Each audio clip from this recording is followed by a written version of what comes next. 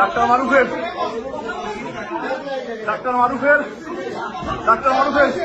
এই আমার দাবি দেশবাসীর কাছে।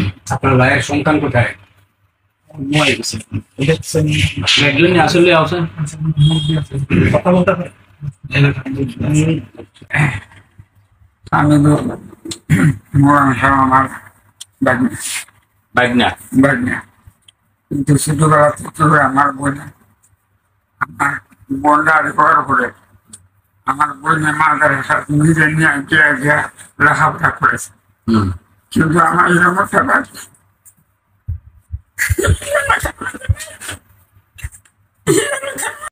চরিত্র কেমন আছিল? আমরা তো আমাদের গ্রামে ঠিক আছে, কিন্তু আমি তো একটু দূরে, কিন্তু উনি তো আপনাদের মাঝে বড় হয়েছে, তার চরিত্রটা আপনারা দেখছেন। আসসালামু আলাইকুম দর্শক, দেশ দেশের বাইরে থেকে যারা এই মুহূর্তে ভিডিওটা করেছেন সবাইকে অসংখ্য অসংখ্য ধন্যবাদ। দর্শক, প্রথমেই আপনারা দেখেছেন যে ময়না হত্যা মামলায় যেই ইমাম এবং মুয়াজ্জিনকে জেলে বন্দি করা হয়েছে তাদের ফ্যামিলিতে কি মিটিং মিছিল হচ্ছে সেটি এই ভিডিওর মধ্যেই আপনারা দেখতে পাবেন। তবে ইমামের ভাই এবং যারা ময়মুরব্বী আছেন এবং মাদ্রাসার কিছু হুজুররা আছেন, তারা কি এমন কথা বললেন তাদের বাড়িতে বসে, যা অনেকেই এটাকে নিয়ে অন্য রকম চিন্তাধারা করছে। কি করতে যাচ্ছে এই ইমাম মুয়াজ্জিনের ফ্যামিলিরা, এই প্রশ্নটা উঠে আসছে।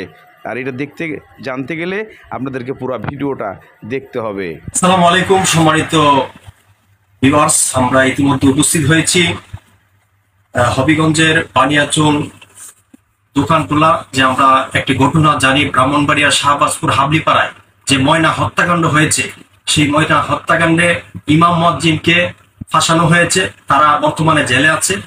তো সেই ইমাম সাহেবের, মাওলানা হামিদুর রহমান সাহেবের সম্মানিত ভাই জনাব জাবিদুর রহমানের কণ্ঠে একটু জানতে চাইবো আসলে ওনার ভাই কেমন, ওনার ভাইয়ের চরিত্র কেমন, ওনার ভাই কি এমন কাজ করতে পারে যার কারণে আজকে জেলের মধ্যে তাকে নেওয়া হয়েছে।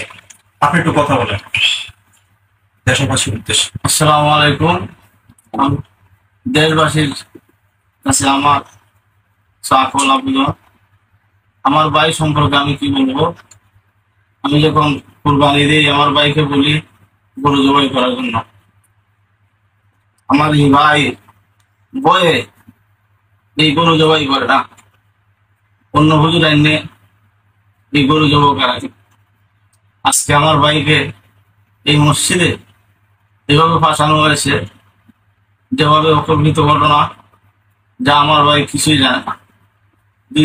দর্শক, ইমাম মুয়াজ্জিনের এই ঘটনাকে কেন্দ্র করে তারা তাদের বাড়িতে যে মিটিং মিছিল করেছে, এটার আসলে কতটুকু কি আপনারা বুঝতে পেরেছেন?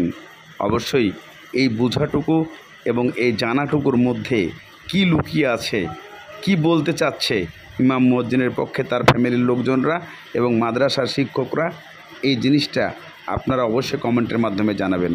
কারণ এখানে অনেকে অনেকভাবে প্রশ্ন তুলে ধরেছেন যে ইমাম মুয়াজ্জিনের বাসায় ইমামের যারা শিক্ষকরা তারা কি করছে, এই প্রশ্নটা উঠে আসে।